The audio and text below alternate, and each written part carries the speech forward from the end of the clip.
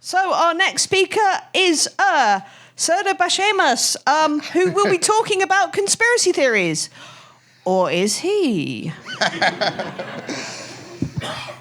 Hello, everyone, and I will start with this. Actually, I find conspiracy theory concept fascinating among all those skepticism fields, because there are brilliant stories, and out of there, I mean, you can find a conspiracy theory to justify any fringe idea or justify any unpopular opinion, and at the same time, you can really validate or explain why all the sheeple in the world is believing something completely different. I'll start with this. I mean, people are looking for birds, finding these birds with this Hebrew writing and GPS devices on the back, and they believe that Israel is spying on us using these birds. Because, that's kind of strange. There are strange paranoias like this, and there is a common ground between these peculiar paranoias and conspiracy culture. It is the political narrative. The political narrative, like this ultranational slogan, Turk has no friend but the Turk. There's a storyline hidden behind this, and the storyline goes like this. The nation is alone, fighting against all the enemies in the world at the same time. And this is it secretly implies two things. There are enemies everywhere, and there are also traitors among us. So this is dangerous, and at the same time, this is very useful for politicians because, they are using this. They are using to explain anything, and they are using things to blame everyone because of their shortcomings, let's say.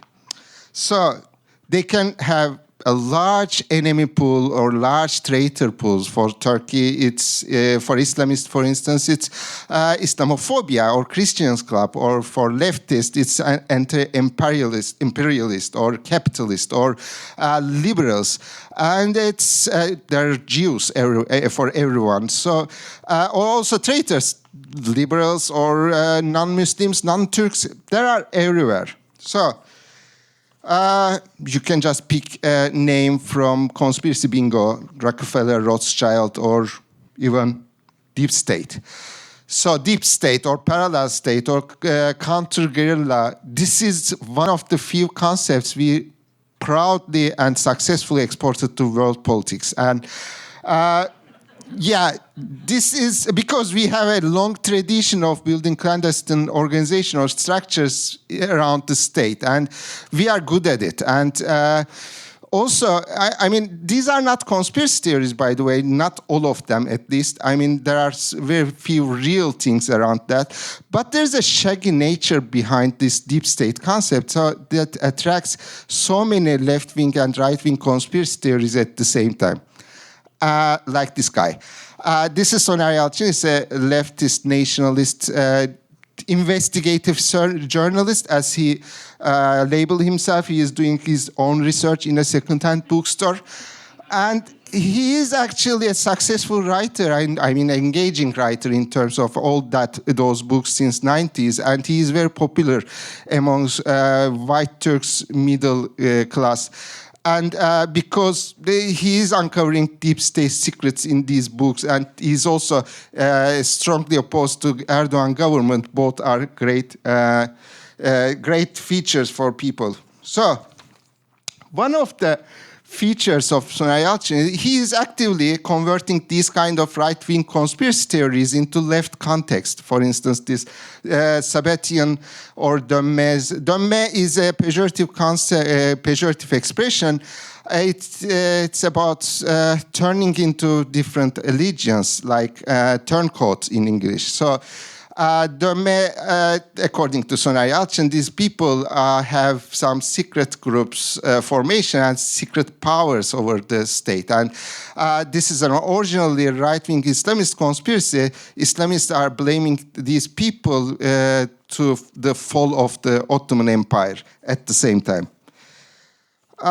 But it gets interesting when this guy is revitalizing some old, long-forgotten conspiracy theories or the urban legend, perhaps.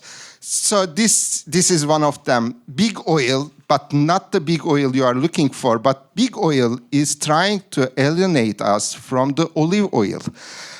Why? Because they want to sell more corn oil. This is something from 60s, especially with the Marshall Aids. Here you see there is a political narrative again infiltrated into our daily life conspiracy theories. And it gets interesting because there's an unexpected twist here with this lonely nation storyline, because this storyline or this political narrative is now used to explain why those enemies are trying to change the very essence of us. What is this essence? It's our virtue, our fabric of society, the way we eat, the way we drink, the way we have sex, and every kind of stuff. And, of course, health and our genes. So, food and health conspiracy theories are being retold in this political narrative. So, the food industry barons, as Soner Yalçın puts it, adding chemicals into our foods. Why? To make us, for instance, impotent or gay or sick or weak, every kind of stuff. I won't go into details of that because I can talk until the morning, because we have a long history with pseudoscientific artifacts in Turkey and, of course, COVID-19. I will be complete with the closing remarks, but the conspiracy theories is not something underground, and in Turkey especially, it's an overground thing, because, you know, the conspiracy theories are immune to debunking, but the political narrative can be changed, right? But in countries like Turkey, political narrative, especially the mainstream one, is constantly under pressure by the government. So that is pushing opposing ideas, opposing ideologies into where? Into echo chambers. And you can control echo chambers. And echo chambers are increasing polarization further. And it comes into a point like out of control. We have fact checkers perceived that as polarized. I mean, our fact checker, their fact checker. Our scientific skeptics, their scientific skeptics. You see where it goes. And it's almost impossible after a point to change stuff in this environment, especially when it's connected to political narrative. One other significant indicator I like to talk is a combination of scientific education, scientific understanding, ideology, and of course religiosity. It's the approval rate of the evolution. And we are the worst. I mean, I'm sorry from American friends, but we are under USA. And that's embarrassing. Okay, talking about evolution, I'll drop with this guy. If you don't know this face, you would know this. Or maybe you see the hook. And yeah, no pun intended. But this is a very famous fishing lure. And the guy who built that is Adnan Oktar, or you know him as Harun Yahya. This guy spent a bucket load of money on this fake Atlas of Creation, and he's a prominent anti-evolution person in Turkey. But lesser-known feature is he's an alleged, of course, religious sex cult leader. And for example, he has this weird TV show, and his kittens or female devotees are praising him while he's preaching some strange stuff. And out of nothing, sometime the kitten just stand up and start dancing under music with clappings, etc. This is weird. But the contradiction is that this guy is very powerful in Islamic circles. Yeah, they're very powerful in Islamic circles, but at the same time, he is living a complete opposite of the Islamic conservative lifestyle. I'll drop here before a defamation suit, leave that contradiction to you, and I'll stop here. Q&A, start with the classical question. The first traditional question, yes, I have a pad. Yes, I can show you. Thank you very much and have a great conference.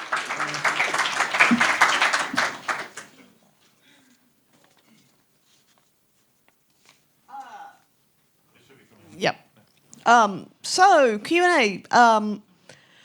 Top of the list, has QAnon made its way into Turkey yet? Yes, of course.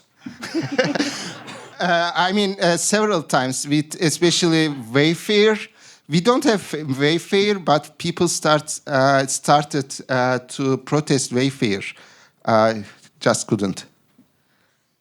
Right, one from Igor.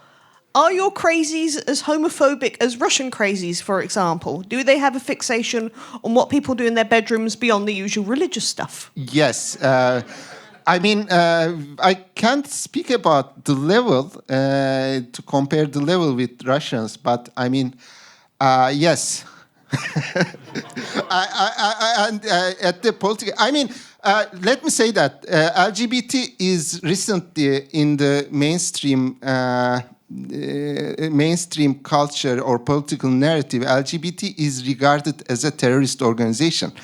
I mean, really, that gets serious. I'm sorry to spoil the fun moment here, but yeah, LGBT is spoken like a terrorist organization. They are doing some, planning some events, and they are trying to do some stuff to us, something like this going on in the narrative, and it cannot be opposed properly, because the thing is, LGBT is not liked within the opposition as well. So that's, I mean, that gets a lot of attraction. Sorry about that. So one from Aaron. In America, conspiracies on the left and right claim Jewish groups use other non-white groups as shock troops against whites. Is there anything comparable in Turkey? Yes. Actually, anti-Jew conspiracies are going well into the history. Like we had our own version of Elders of Zion since the 1910. For instance, that dövme movement, dövme conspiracy is part of it. Ottomans really believe in that.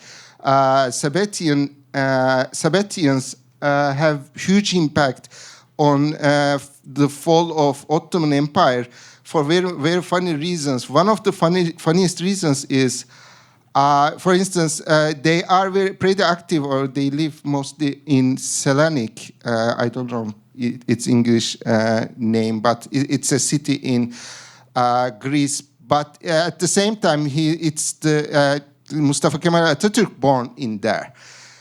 So that's enough for many people. So they immediately blame, Jews planned everything. Jews planned the entire thing. But it goes beyond that. And that's a long subject. But anti-Jewish conspiracies, all kind of anti-Jewish conspiracies are happening here on both left and right. Okay. Does the Turkish government actively promote conspiracies? Do you have any examples of them? Yeah, one of the examples mostly happened in Gezi protest. If you know Gezi protest, it was in 2013. There was a park in the middle of Taksim, in the middle of Istanbul, and the government tried to build a new something over the park. They never said properly, but basically it gets big. In a couple of days, million people came to park protesting everything and clashed with the police. And at the same time, government always proposed like interest rate lobby is doing that, interest rate lobby or mastermind is doing that.